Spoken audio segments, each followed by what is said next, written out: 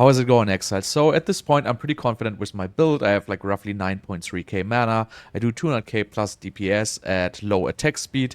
And now I'm kind of looking into what can I do to upgrade my build even further. And all the upgrade options at this point are pretty expensive, I have to say. So then I made a PoE for this build to check out all my options and their price points and see what actually will give me the most bang for my buck. So I basically checked mana intelligence against the darkness jewel. I checked 65% adorned jewel and, you know, some 3 to 5 div magic jewels on top of that. I checked dream fragments with 24%. I checked very good breach rings. I checked like a 50 divine wand, and I checked level 21 spark gem.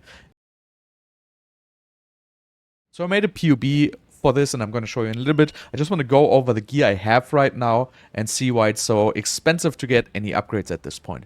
So my wand is pretty decent. I can get more mana. I can get basically more spell damage on it because the conversion is not very that good. So you want to have spell damage on this.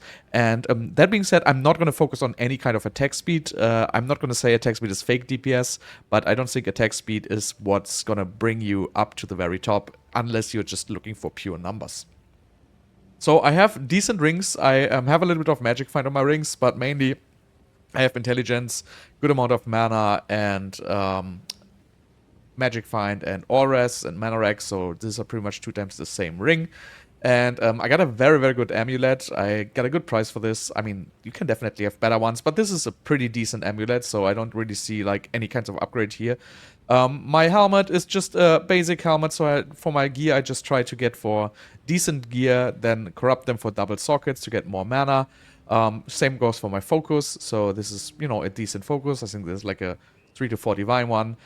Same goes for gloves. We want to have maximum mana intelligence and 2 sockets everywhere. Same goes for boots, maximum mana intelligence, 2 sockets. And then we have a 77% ingenuity. So that's the current state of my gear. And now let's go over to the path of building and see what the actual upgrades can do. So let's go into path of building. The link is going to be in the description down below. You just have to go through the planner and then there's a link, go to the path of building. So first of all, what we want to do is, I have the most efficient option here is to get a level 21 spark gem.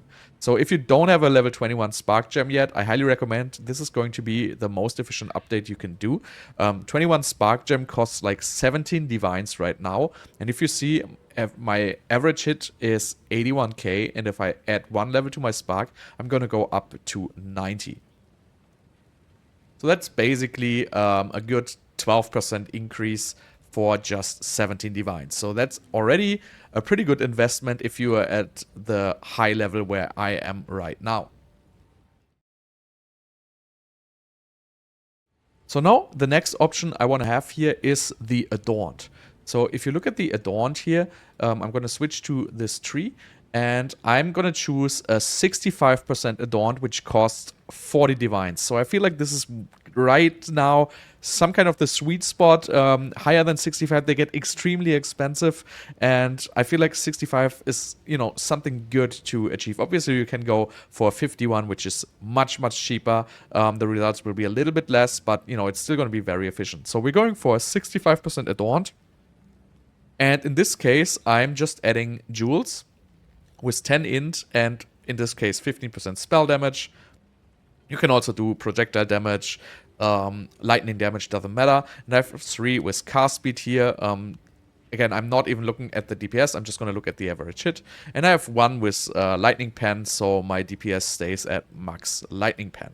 So as you can see, I jump up to 94.7 average hit. For a total investment, I would say is roughly like 72 divines. So these jewels are like between 3 and 5 divines each, and 40 for the Adorned. So this is basically a jump of 16% damage, and for 72 divines. I know it's pretty expensive, but it's one of the best upgrades you can get at this point. And the good thing is these jewels are going to keep their value pretty well. The Adorned is kind of stable in value, and you can always try to improve from here. Alright, after the Adorned, I basically can get a much better wand. So if you have like a wand like me, for example, 150 mana, 5 level of all, lightning spell gems, 28 intelligence, and some mana regeneration, this is like a pretty common wand in the, this is probably like 4 to 5 divine range. So if we want to really get like a very, very good wand, we want to have spell damage on our wand. So I have a 50 divine wand example here. So this one would have roughly like, what is this, 140% spell damage. Still a little bit of mana, 172. Still level of lightning spell gems, still intelligence, and cast speed. Again, we're not going to count cast speed here because we're not going to look for DPS. We're just going to look for average hit.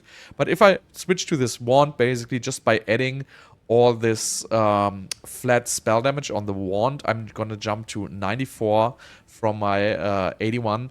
And that is going to be a 17% increase for roughly 50 divines.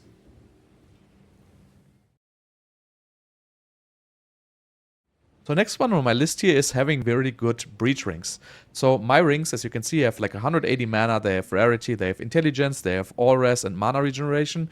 So overall, these are pretty decent rings. They are like in the 3 to 5 divine range when I bought them. But now we want to switch to very good breach rings. So this is a very good breach ring here. It has like 260 plus mana, it has rarity, it has intelligence, all res and mana regeneration. And these are roughly in the range of 20 to 25 divines. So let's just equip 2 of these, and we're gonna jump to 89k, which is roughly a 9.5% increase for 50 divines here. Alright, next up is actually something I thought which would be much, much better, but it's actually not.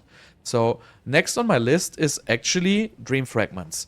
So everybody's hyped about Dream Fragments. I feel like it's not even so great in this build. At least I think my gear just doesn't fit it so well. I think Dream Fragment really shines if you have it on top of like a very overpowered Adorned setup, or if you're doing like very, very high attribute stacking. But in my current state, if I would just add Dream Fragments here with 24%, you can see my DPS barely jumps to 89k. Yes, I get like 10.2k mana, but the DPS increase for Dream Fragments is actually not very good. The Dream Fragments cost 100 Exalt, 100 Divines, and we just have like a 10% damage increase. So this is not very efficient, at least at the current state of my gear. Right, then we have one I want to talk about a little bit longer, which I also thought would be much better, but it's kind of not.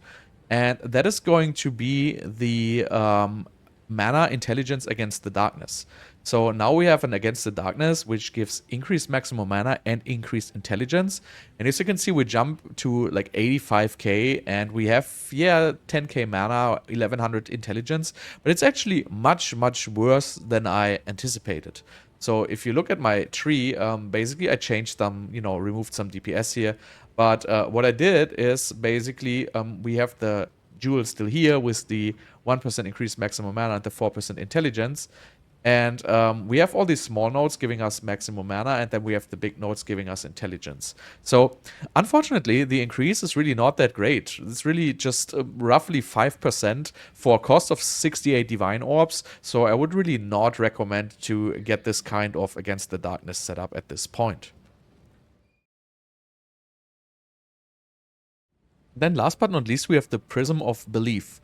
So the Prism of Belief gives +1, +2, or +3 sparks. So the +1 Prism of Belief, which gives you +1 levels of spark, costs 34 divines. So I wouldn't even say that this is such a bad pickup for 34 divines. So if we choose them, we obviously end at the same number we ended with the +1 spark. So it's going to be a good 12% damage increase for 34 divines. So that's not too shabby at all.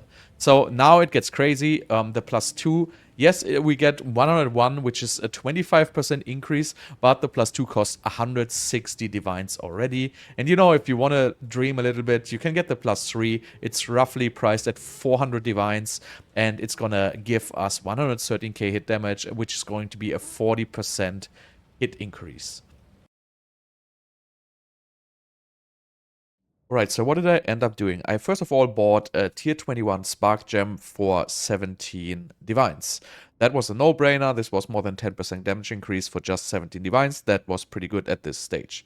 Then, second of all, I picked up a 64% Adorned. I got this for 35 Divines, which was a pretty good deal because comparable ones were roughly at 40 Divines. And then I got a bunch of jewels. These were all mostly 1 divine, some were 2 divines, and this one was actually 10 divines. So I overpaid for this, but I feel like I need more skill effect duration. And I'm still not sure if I have enough or not at this point.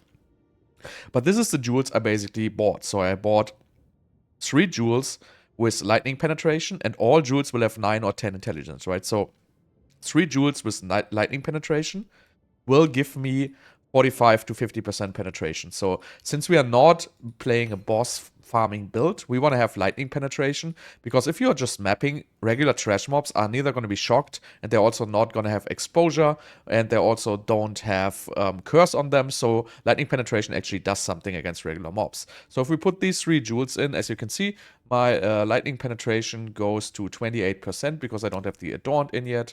If we put the Adorned in, you will see it goes to like, what, 44%, right? So 50% is technically the maximum you will need, unless mobs have like additional resistances. So 44% lightning penetration is pretty good. Then I bought random resistance ones. They're all random damage ones. They're all like 10 intelligence and, 10 to 15% spell damage. So actually, these are just like 13% max. So I didn't really buy very expensive ones. These are all just 1 divine each. So let's put these in as well. 1, 2, 3, 4, and 5. And then I bought 2 more with spell damage and mana on kill.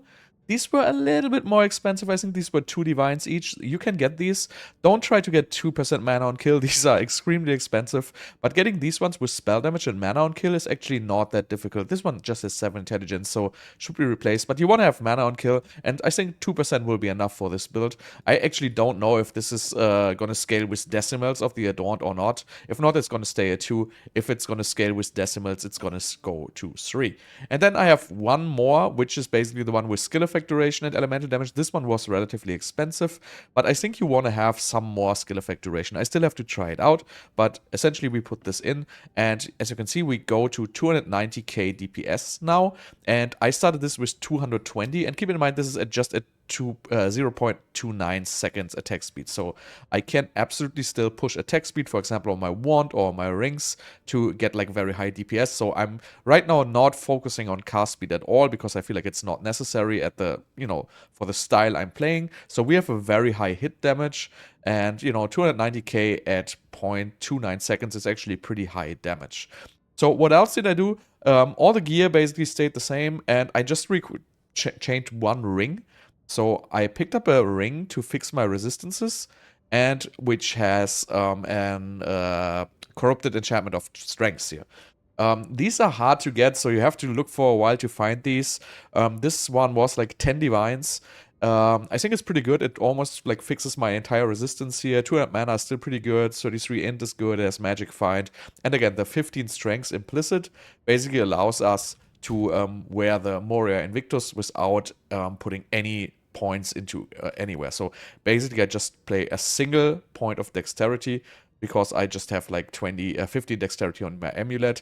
If I could go back in the campaign and change the draw to go for +5 to all attributes instead of +10 chaos resistance, I wouldn't even need this, but unfortunately I cannot do this at this point. So as you can see, we have like 1237 intelligence right now, and I feel like this is a pretty good evolution of the build. So as you can see, my resistance are right now overcapped. I'm highly overcapped on lightning risk, so I have to replace this ring still. My mana regeneration is too low at this point, unfortunately. I only have like 12k.